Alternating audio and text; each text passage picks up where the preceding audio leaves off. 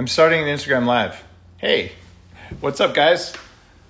I am doing an Instagram Live here with my friends at Truecava, and Cameron from the company is going to join in. He was just on the podcast, and I had so much feedback from the podcast. People just loved hearing about Kava, what it is, what it does, that I asked Cameron to come in and do an Instagram Live with us so he could answer some more questions about it. I'm asking myself and sort of publicly saying, I wonder if Kava is the next CBD oil. And I think it actually might be. Hey, Saratoshi, love you back, man. And Mark, yo. And hi from Italy. Here we go. I'm seeing go live with truecava right here. Feed your mental. I love that. Costa Rica. Joey says it was a great episode. And I just accepted the request. I sure hope it came through. I know it came through, but I hope that it works. Health hackers, circles. Here we go. All right. We've got both of us on. Yay. There's Nick, the dealer. I wonder what you deal, Nick. Hopefully coffee, right? So there's Croatia. We've got Croatia, Brazil, Italy. Well, I'm up here in Canada, but I'm American, from West Covina. Man, that's a tough country. All right, here's a question from THR Circles. Brother Dave, does Kava affect liver? Let's ask a Kava expert. We got Finland, Mumbai, Poland. I love the international audience here. The world is going bulletproof. All right, livers and Kavas. Okay, liver and Kava, right? So this is a big misnomer, and it's a context conversation, right? So the short answer to this is that if you get the wrong material and if you get the wrong Kava, if you get the wrong strains of Kava and it's processed poorly, then it can affect the liver to some subtle degree, and even that's been over accentuated. There was a small situation that happened in Europe in the early 2000s where a small series of studies was conducted by a pharmaceutical company that basically extracted Kava in a way that made it more of a pharmaceutical, that isolated a couple of the constituents and used parts of the plant that contain aerial. You know, those of you guys who follow this channel definitely know what plant. You guys seen him break up? Is it breaking up? Yeah, it's breaking up. You got Wi-Fi over there? Yeah. Here, let me see if I can get it better. I'm going to fill in while he fixes his bandwidth. I'm going to fill in that answer because we talked about it on the podcast. Yeah. So if you use the wrong parts of the plant, it's bad for the liver. And a lot of times pharmaceutical companies or regulators will say, we don't know about that. We don't like it. And they'll find an impure example, and then they'll say, therefore, it's all bad. The same thing happened even with basic amino acids for sleep. Someone made something that wasn't the amino acid, so then they banned tryptophan, the amino acid, which is present in food, because there was a problem making it. And so I would say here with Kava, there's no evidence that Kava that's made with the right parts of the plant is good. Likewise, if you were to say wheat's bad for you, actually wheat is bad for you, but if you grind up the roots and the stalk, it's even worse for you than eating just the seeds, right? So you got to get the right parts. Absolutely. Can you guys hear me now? Am I good now? Yeah, you're much better now. So okay. I answered the question for you, and I've got a young biohacker who just joined us. Oh. Yeah, he's going to steal a Bulletproof collagen bar. So, any other questions here? Oh, here we go. Kava versus Phenibut. Oh, great question, actually. So, Dave, you're familiar with Phenibut. So Phenibut is it's a synthetic. It was developed by the Russians, and it binds to the GABA receptors in the brain. So it enhances that system, that calming system that's the brakes of the nervous system, just like Kava does.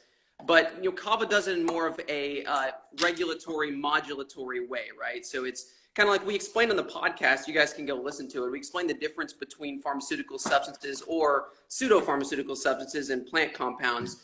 Phenibut is a really interesting compound, and it has merit in usage in certain contexts, but it can elicit some tolerance issues whenever you take it back to back. And there have been reports of some withdrawal symptoms, not as bad as like azepines, but with Kava, there are none of those issues. We have a 3,000-year history of safe use with Kava. So it's just one of those things that I always go to the plant compounds first. And for me, I got much better results off of Kava than I did with Phenibut, especially with sort of rehabilitating my system and getting off of benzodiazepines itself. So let me talk about Phenibut a little bit.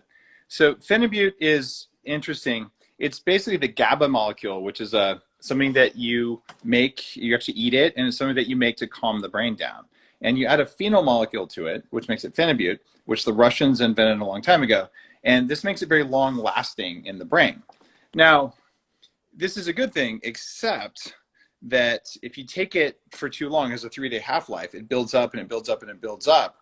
And it can be addictive and can be a real problem, except it's also really good if you take it every 2 or 3 days for sleep specifically. So it's one of those real powerful things that can be misused. And it's something that in the US is really in the gray zone. So I think we all have a right to buy stuff and use stuff like that. Just, you have to know if you're taking Phenibut every night, you're doing it wrong. And so it's a little bit of an issue there. But with Kava, it's not like that. Like I've been doing, since we sent this out in the Dave Asprey box, I have this curated box I've been sending out forever.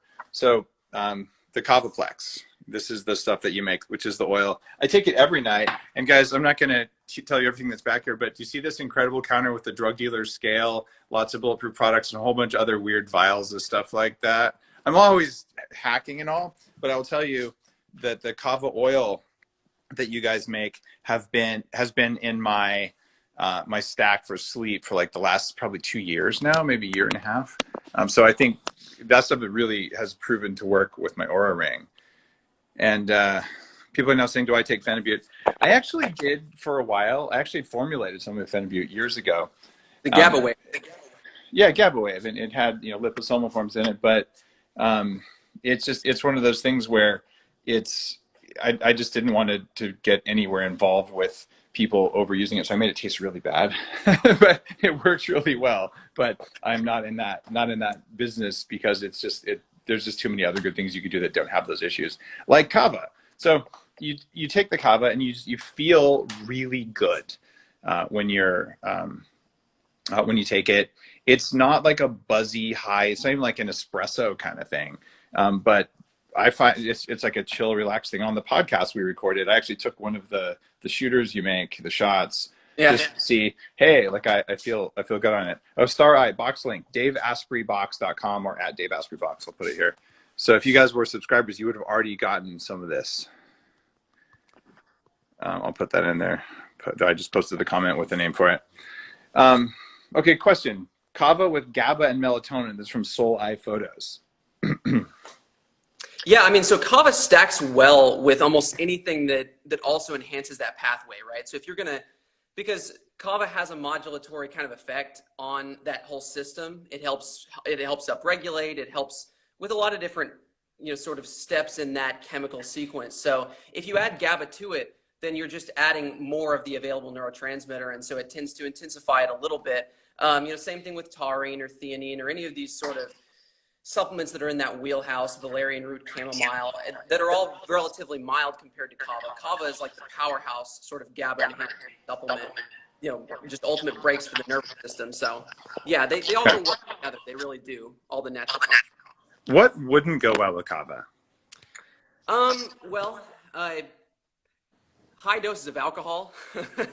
So you shouldn't get shitty drunk and take Kava. Yeah, exactly. I mean, anything that's going to, a small amount of it. I mean, I've talked to people who have stacked them together and you can get an enhancing effect. But for me, I have always used Kava as an alternative to alcohol because it gives me all the effects of alcohol without the drunkenness with the stronger forms of it. So they're generally not good companions. A bunch of drugs, obviously, those are things that you always consult your physician for, before actually taking them, but that can be a problem. There's not really a whole lot of counterindications in natural things, in foods and stuff. Kava goes really well with fats because fats enhance the absorption of it, especially saturated fats and MCT oil and things, because that helps you sort of get it into the brain. I'll blend the oil that you guys make, the Kavaplex. I'll blend that into my Bulletproof sometimes, just for fun. It's a like a kind of a mellow, calming thing. Mm-hmm. I'm seeing a question from Iamon Taylor. Best Kava stack for sleep. And guys, I'm just going to point out, if you DM the word sleep to me, I'm doing a sleep challenge right now where I'm teaching you everything there is to know about sleep. Just DM sleep to me and I'll send you a link. And we actually talk about Kava in that as one of the things you could do. We're talking about the Kavaplex thing very specifically. So that would be a good way to learn more. my answer for Kava stack for sleep is I do 2 full dropperfuls of Kavaplex before I go to bed, and then I take the Life Cycle Lion's Mane mushroom extract, and then I take the sleep mode that I formulate for Bulletproof and some different forms of magnesium and some other stuff. But that would be my primary sleep enhancement stack right there. But I really do this every night. It makes a difference for me. Yeah, I actually have used that pretty much that same sleep stack. A lot of times I'll add another Chinese herb called ziziphus jujuba, which is a really, really good Chinese herb. I'll get it from a company called Lost Empire, and they create a concentrated powder, and I'll put that in my kava drinks that I make, and they intensify each other because they both affect that pathway as well. And Yeah, that's good juju, not bad juju. Hmm? Good juju, not bad juju. Right. But that was just a bad joke. I couldn't help myself. Yeah, exactly. Yeah. All right. Question for you on does it affect the cannabinoid receptors? We don't have any evidence to suggest that it does bind to CB1 or CB2. It has effects, it has serotonergic effects, it has dopaminergic effects, so on serotonin and dopamine, GABA. It has effects on blocking ion channels like calcium channels, which is a neuroprotective thing. And so it has a lot of these sort of neurostabilizing, sort of calming, enhancing pathways. But we don't have anything to suggest it binds to cannabinoid receptors. Some people have hypothesized it, but we really don't have anything yet to suggest that. So it stacks well with CBD, actually, because that cannabinoid system is like the regulator of the regulators, and kava is like more directly the brakes.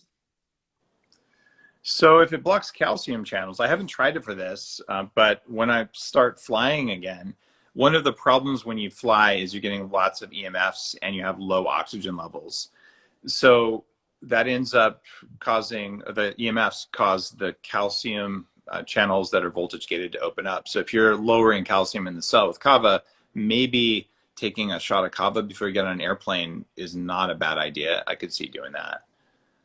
That makes sense. And Lisa says kava with brain octane. Absolutely. Brain octane helps most other oils get into the body. Yeah. And question from Traveler of Love. Is there a bad time of day to take kava? I don't know the answer to that. I take it generally in the evenings and sometimes in the afternoon. Yeah, exactly. That would all depend on the strain. Okay. The strain that we use for our first 2 products, the main one that we use in the Kavaplex is one called Baragu.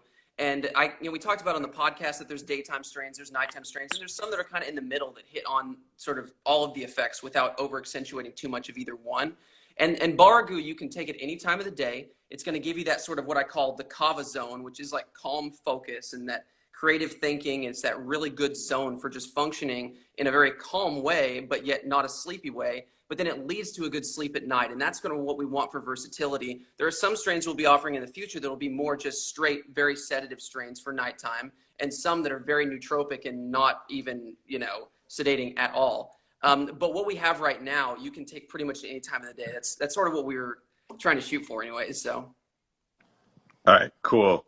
I've never taken it just on waking up. I feel like I wouldn't need it, but you never know. So let's look for some other questions going through here. Hey, Willisness, you got to send me a direct message. Unfortunately, my thing that sends you the link can't do it. And you can't put links in the comments here, but only on a direct message. That's why you have to DM me. How long does it take for bad oils to get out of the body once you stop consuming them? So this is probably less of a kava question because the kava oil is unlikely to be taken up in your cell membranes. But I will tell you from the books I've written, especially the last anti-aging book, the half-life of oils in the membrane of your body is about 2 years. So when you quit being vegan, it's going to take you 2 years to build half your cell membranes with the right fats, and it's going to take another 2 years to get to 75%. And you're going to need basically overdoses of vitamin E during that time. Kava will probably help you with the inflammation that you got from eating none of the right kinds of saturated fats. But that's kind of how it works. Let's see. Most budget-friendly way to benefit from your kava for sleep. This is from Dana in Austin. So what do you think about that? Most budget-friendly way. Like how little can you get away with? What time would you use it? Which form? All that kind of stuff.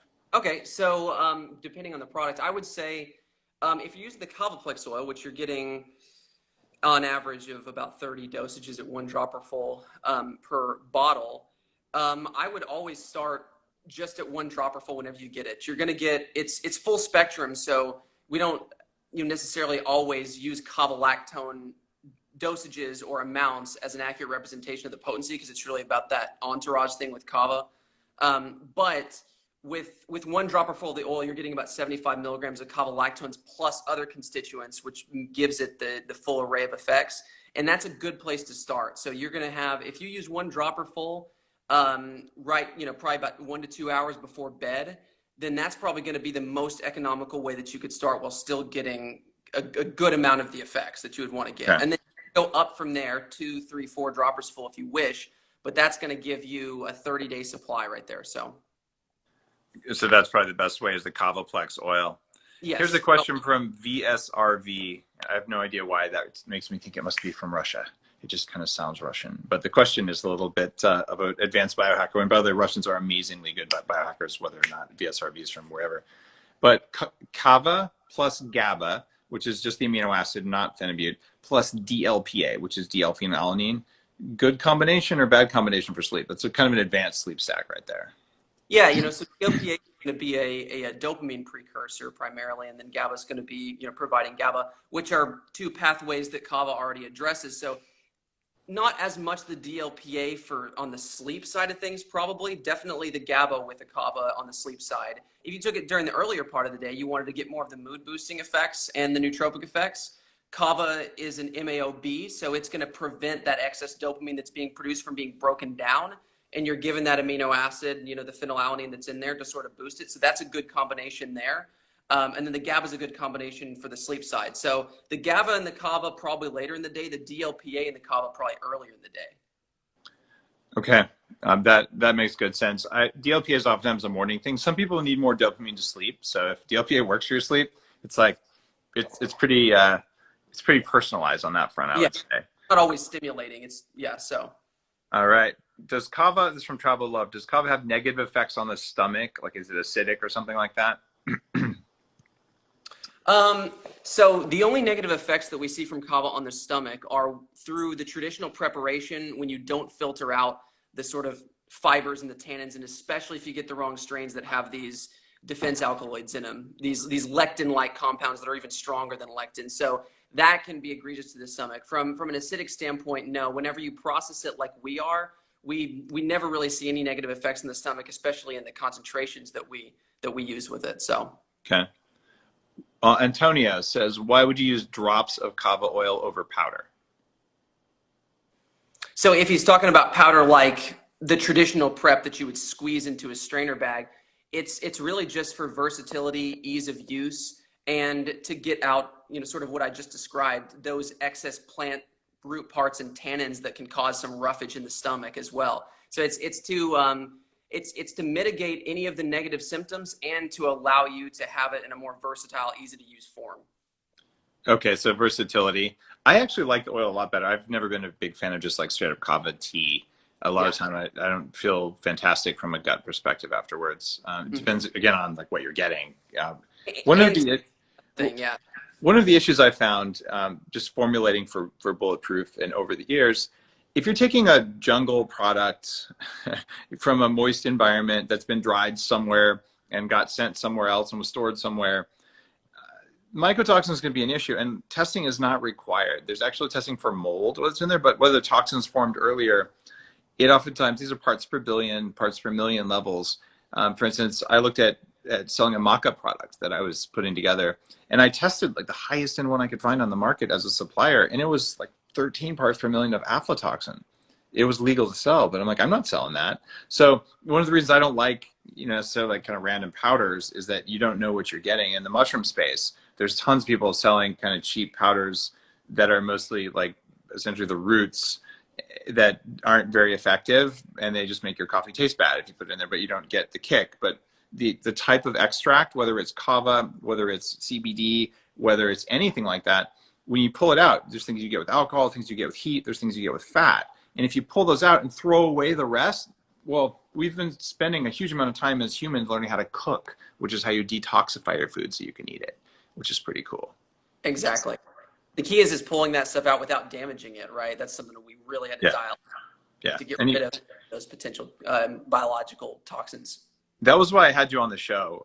on Bulletproof Radio. And if you guys are listening, if you go to Bulletproof Radio, just go Bulletproof Radio Kava, you'll find the show right away. We go into it because it's actually fascinating how kava is made, where it comes from, and just the science of getting it right. And the same thing goes in the CBD space. Like different strains of cannabis do different things to you, and different extraction technologies do different things. So what I'm finding is, it's not like, oh, I just like bought some and I, threw it in some hot water and there you go. And yeah, you can make a mushroom tea or a kava tea or whatever that way. But if your results vary widely, it's like, is ditchweed the same as Kush? Probably not. Anyone who's tried both would know. All right, a question here. How is kava? It's definitely not the same as kratom, which people are asking. Right. But are there any relationships between the two? No. Kratom is actually, it's a species called Mitragina speciosa, and it's a plant-based opioid that doesn't cause respiratory depression, but it can elicit a tolerance and withdrawal process a little bit worse than coffee at its worst, which is not that bad, but it still can be a little bit egregious. It's not like a tonic substance. It's more like an acutely medicinal substance that people use to get off of opiates. So it helps a lot with opiate withdrawal, as where kava helps a lot with benzodiazepine and alcohol withdrawal. Kava helps with all of them because it calms things down. But yeah, so those are the main differences there. Okay, so basic pharmacology, stuff like that. So if you're trying to get off your benzos, kava could be a good thing. What if you're someone who really benefits from benzos? Is kava going to activate some of the same receptors? Yes, it activates the exact same receptors and more, but without muddling up your brain chemistry, which happens in many cases with benzos, right? So it actually clears your mind at the same time as sort of enhancing those GABA receptors, and it doesn't downregulate and deplete. These pharmaceutical drugs kind of work by releasing your stores of these neurotransmitters, kind of using them up, and so you have to take more over time. Kava kind of gives to your system, so it's like repleting it at the same time as washing over your system and giving you the therapeutic effects. So a lot of people, myself included, are finding that kava is a great off-ramp to those things, so that they don't get the long-term side effects from taking benzos. They get a lot of the strengths and virtually none of the weaknesses. I love that. Question from Wawa. I'm totally saying these names wrong because there's no more names left on Instagram. It looks like it's a she, probably. It says, I've gotten a mouth-numbing feeling from drinking kava tea, like getting a local anesthesia from the dentist. What is that caused by? Yeah, so that's the kava-lactone's interaction with your nerves. It only lasts a couple minutes or so. It's a totally benign process. It lasts a very short period of time. It's actually kind of interesting and cool. It's a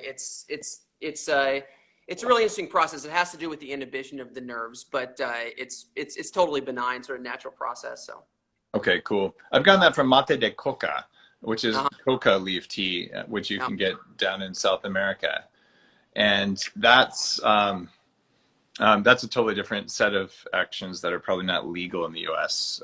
But I did years ago when I went down there, I came over the border and I found I had a big bag of coca leaves in my pocket that I just forgot that I had. But fortunately, no one saw them because I don't think you can do that much.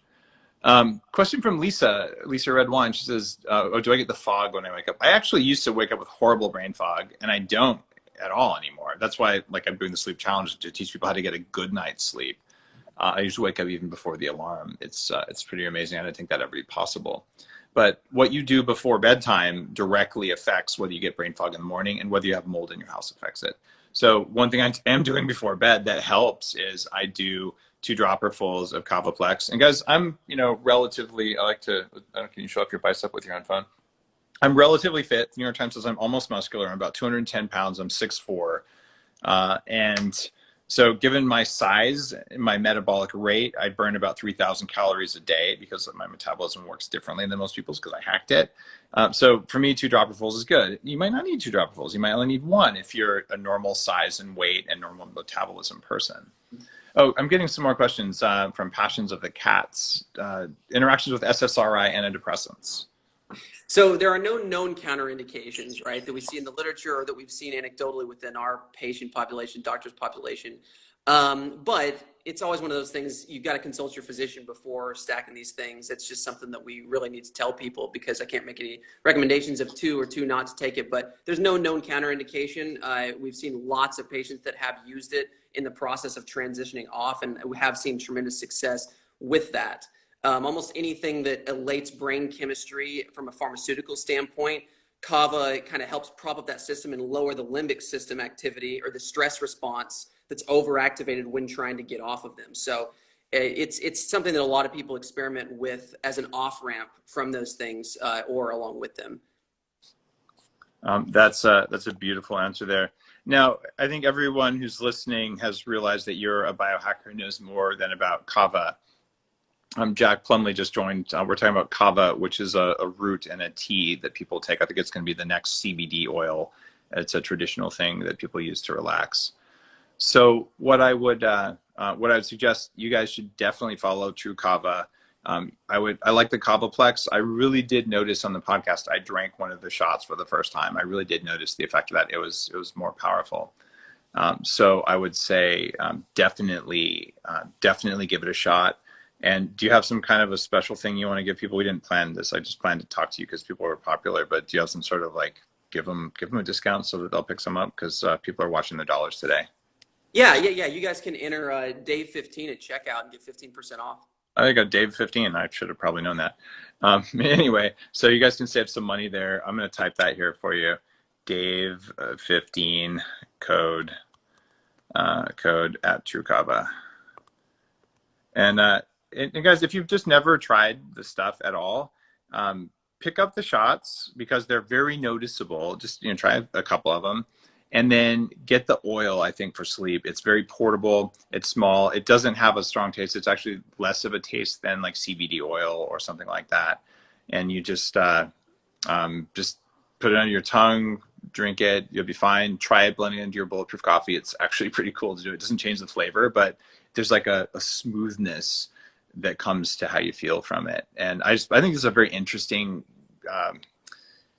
plant medicine that's been around for a very long time, that's worthy of our attention and respect. And frankly, it's probably more worthy than this incredible obsession with cannabis, right? So look, endocannabinoid receptors, CBD oil, good thing. But my God, just because we weren't allowed to smoke it in high school doesn't mean that like you really need a CBD oil rice cake. Like people are going a little bit crazy on that stuff.